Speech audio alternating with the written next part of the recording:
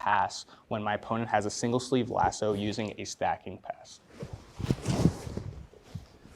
So I'm here, my opponent's connecting the lasso, and they don't have a frame on my shoulder here, but they might have a collar grip. So what I'm gonna look to do is I'm gonna look to blade my lower body, and I'm gonna look to create or control the far leg with a C grip.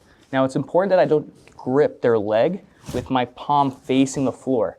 If I have my thumb on top of the leg, it's gonna be super easy for the opponent to pummel their leg back in and reconnect to my shoulder.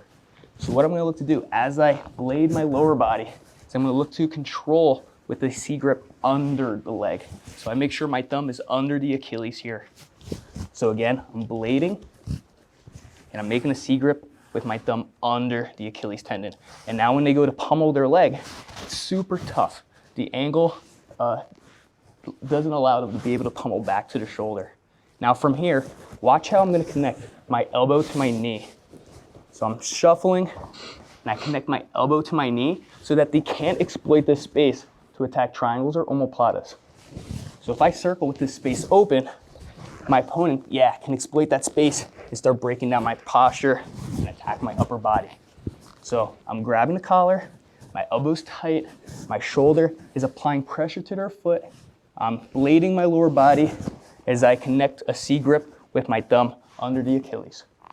From here, I'm gonna look to lower my shoulder below the line of their foot.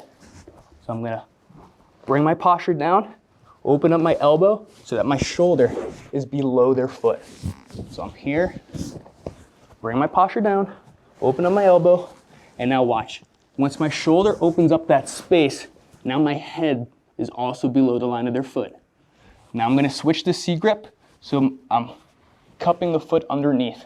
So watch how I pummel this from thumb below the Achilles to C gripping under the entire leg, like so. Again, blading, shoulder below the foot line, open up my elbow, change my grip. Now I'm gonna look to stack. When I stack, it's important that my knee goes underneath their tailbone and acts as a wedge to support their weight. I cannot stack them with my strength alone. I have to make sure that I'm also using my leg to prop their back up. This is gonna allow me to use my hands to do other things. If I just rely on my strength, I'm gonna get tired out and they can shoulder shuffle away and bring their hips back to the floor.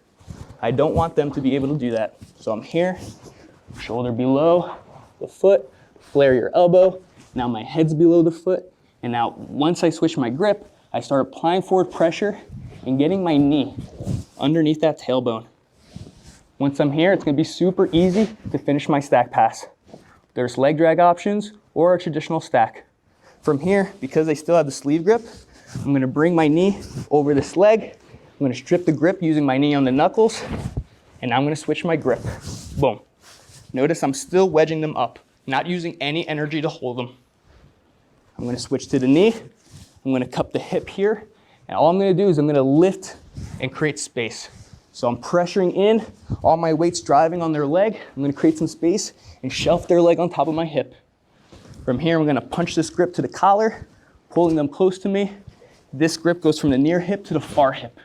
And now I'm just gonna bring my head into the chest space as I walk back into this tripod position. From here, I drop my knee, I block their hip, I hug the arm or the head.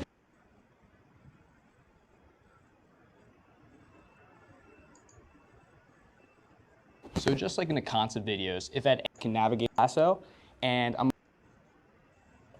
so a good thing in order to change the problem altogether to do is to break that lasso grip, all right? And I'll show you just how to do that.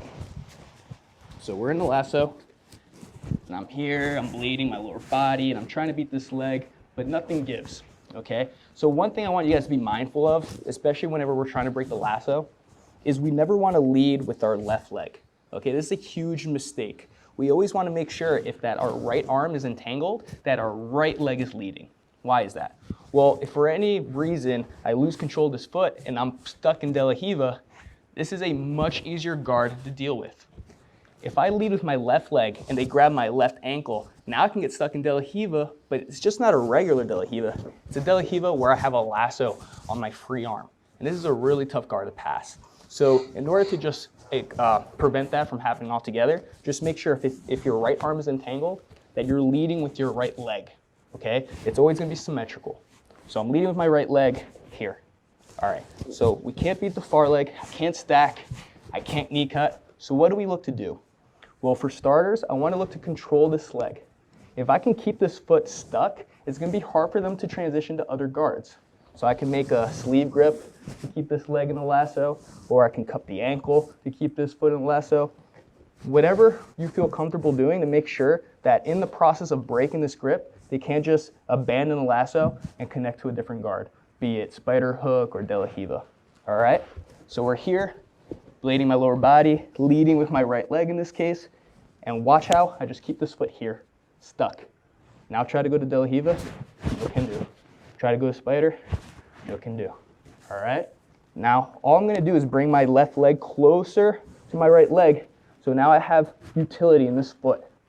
Because ultimately I wanna be able to step around this leg and put my toes right next to the bicep, okay? So I'm effectively pinning their arm to the floor. So I trap this foot, leading with my right leg, I step in, and now I'm gonna find my toes in the space underneath their armpit, between their arm and their rib cage. If you try to step with your toes on the actual arm itself, it's easy for your foot to slip off. And plus, there's no braking power here. If I try to break my grip, nothing's gonna happen. So I have to make sure that I'm putting more weight on the bicep with the middle of my foot, and the only way to do that is to dig my toes into this space here. Now, they try to go to de la Riva, still can't do it. That's why this hand is super important here. And now all I have to do is press with my foot as I posture up and strip this grip, just like so. And now we've essentially deleted the lasso altogether. And we're in this position where we have a lot of ways to pass, but we're gonna look to connect to a leg drag, one of my favorite passes. So again, we wanna make sure that we're leading with our right leg. We don't wanna give them other options to connect to other guards. So I keep this leg trapped, okay? Now I'm gonna step in with my other leg, find my toes right beside the bicep, in between the arm and the ribcage area, and I'm just gonna posture up and pull my elbow like I'm starting a lawnmower here. So I'm pulling my elbow up, and then what I can do is now immediately as I break this grip, I tuck this arm under my armpit, okay? Stepping my leg away from the bicep. Now we're gonna look to pin the far leg to the floor as I cup the knee. I'm gonna circle as I beat my armpit around the knee. And from here, it's gonna be easy to stabilize the leg drag position. All I have to do is cup the hips, dropping my shoulder to the sternum, dropping my head into the space beside the chest, and tripoding up, making sure I'm on my toes. I block the hip, I can hug the arm or the head, switch my knees,